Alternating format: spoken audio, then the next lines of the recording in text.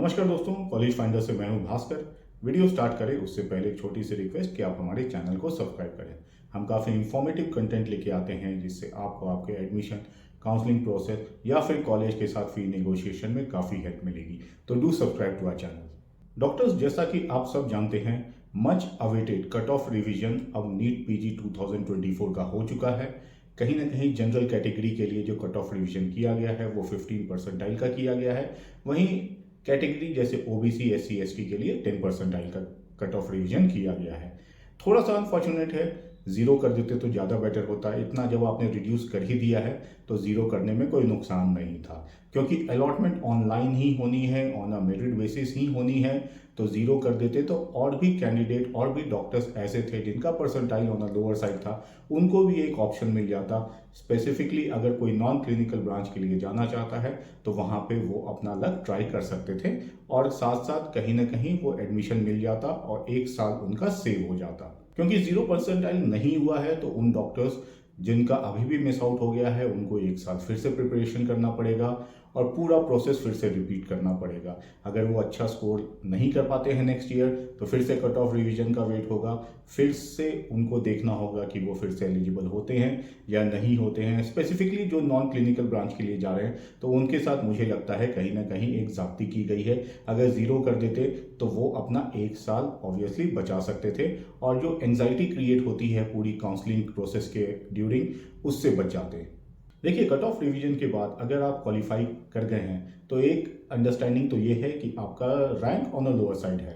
इस बार स्कोर तो आया नहीं है तो रैंक बेसिस पे ही हम लोग सारी चीज़ डिस्कस कर रहे हैं। तो rank on the lower side है तो क्या लो रैंक पे आपको हायर क्लिनिकल ब्रांच मिल सकता है। सपोज करिए रेडियो और डर्मा, या फिर आपको लोअर क्लिनिकल ब्रांच पे जाना पड़ेगा। तो देखिए, ये सारा सिनेरियो डिपेंड करता है स्ट्रेट अवे कि आपका बजट किस हिसाब का है। अगर बजट कहीं ना कहीं 2.5 या 3 सीआर के आसपास है तो आपको हायर क्लिनिकल ब्रांच भी मिल जाएंगे और अच्छे कॉलेजेस में भी मिल जाएंगे।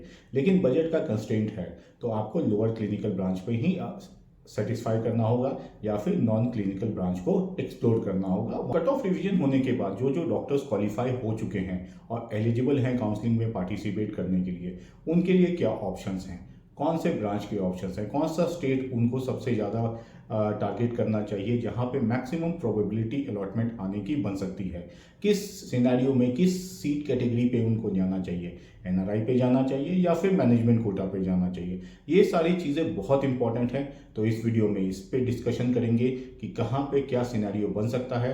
वीडियो को लास्ट तक देखिएगा, आपको एक क्लियर अंडरस्टैंडिंग आ जाएगा कि कौन सी सीट पे आपको जाना चाहिए। अगर आप मैनेजमेंट पे जाना चाहते हैं तो कौन कौन से स्टेट में वो सीट्स अवेलेबल हैं, या फिर एनआरआई की डॉक्यूमेंट, ओरिजिनल डॉक्यूमेंट हैं आपके पास तो आपके लिए कहाँ कहाँ ऑप्शन अवेलेबल हैं, कौन सा ब्रांच मिलेगा, कौन से बजट पे मिलेगा। तो ये सारी डिटेल इस वीडियो में डिस्कस करने वाले हैं। वीडियो को लास्ट तक जरूर देखिएगा।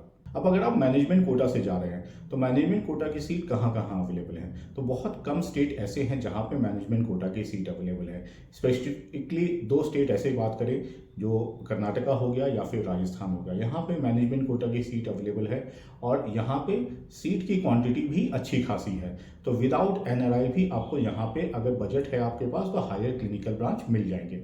लेकिन बहुत सारे स्टेट ऐसे हैं जहाँ पे या तो प्राइवेट कोटा की सीट होती है जो कि मेरिट सीट हम लोग बोलते हैं, जो लो फीस वाली सीट होती है, उसके बाद स्ट्रेट अवे एनआरआई कोटा की सीट होती है जिसकी fees on a higher side होती है।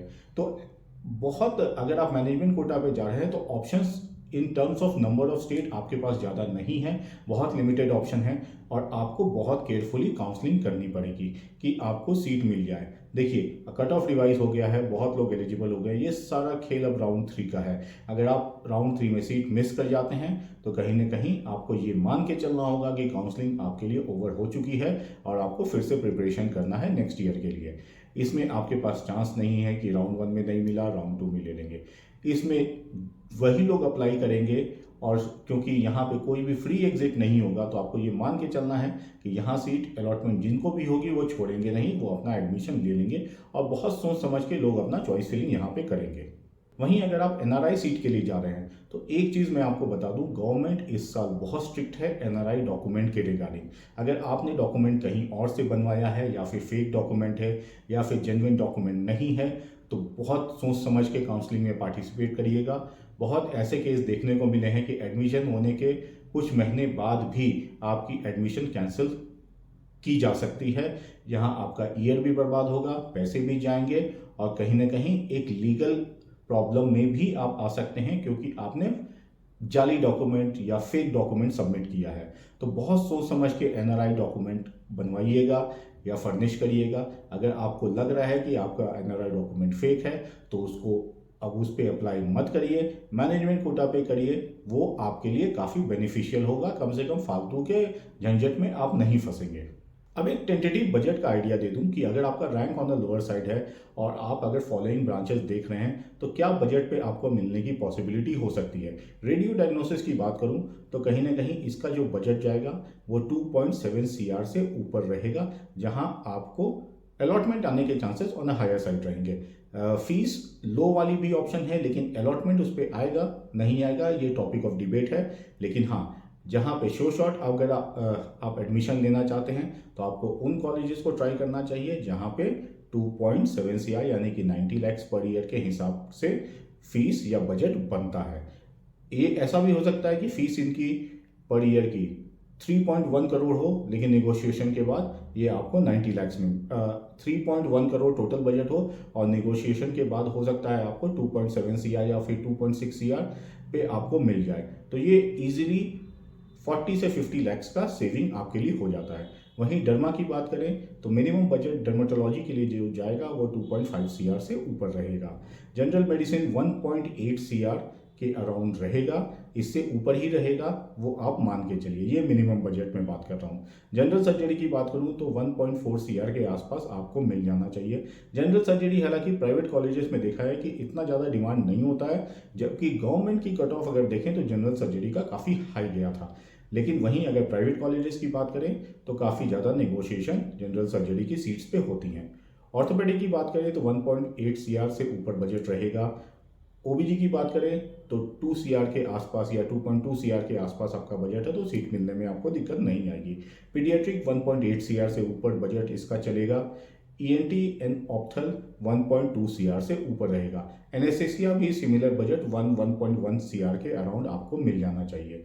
और इसके रिगार्डिंग अगर और भी डिटेल आपको चाहिए तो आप हमारे गिवन नंबर पे हमसे कनेक्ट कर सकते हैं, 1-to-1 कॉल ले सकते हैं, जहां मैं आपको पर्सनली गाइड कर सकता हूं कि कौन सा कॉलेज या कौन सा ब्रांच आपके लिए बेस्ट पॉसिबल हो सकता है आपके बजट में।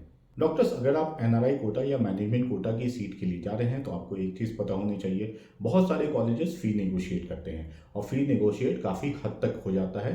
मतलब अगर ऐसा देखूं तो 50 से 60 लाख तक का आप सेविंग कर सकते हैं अगर आप राइट चैनल या राइट कॉलेज में राइट ढंग से फ़ी नेगोशिएशन के लिए अप्रोच करते हैं। तो इसके रिगार्डिंग और भी कोई आपको डिटेल चाहिए तो आप हमारे गिवन नंबर पर हमसे कनेक्ट कर सकते हैं। और लास्ट में एक छोटी सी रिक्वेस्ट कि आप हमारे चैनल को सब्सक्राइब करें, वीडियो को लाइक करें और ज़्यादा से ज़्यादा शेयर करें। Thank you so much guys and best of luck.